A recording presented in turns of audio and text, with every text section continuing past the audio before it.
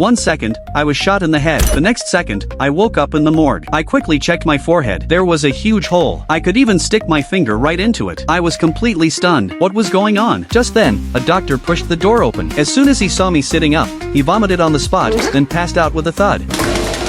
I ignored him, picked up the phone he dropped on the floor, and tried to call my wife to tell her I was okay. The call went through, but a man's voice answered. I hadn't even been dead for 7 days, and she was already with someone else? I immediately understood. My death had to be connected to these two. Right then, the doctor slowly woke up. I found him annoying, and he stared at me in horror. He said my body had been brought in 2 days ago, and he didn't know if I was a ghost or a zombie. Of course, I was human. I slapped him straight across the face, and told him to calm down. I had no time to waste on him. After warning him not to tell anyone, I rushed out and headed straight home. When I got home, I first locked my wife in the bathroom, then dragged out that pretty-faced man. I punched him hard. He was so scared he couldn't speak clearly, stammering and trying to make excuses. That made me even angrier. I pinned him to the ground and beat him mercilessly. Just then, my wife came out of the bathroom and threw something at me. I was furious. I grabbed a decoration from the table and was ready to finish him off. But to my surprise,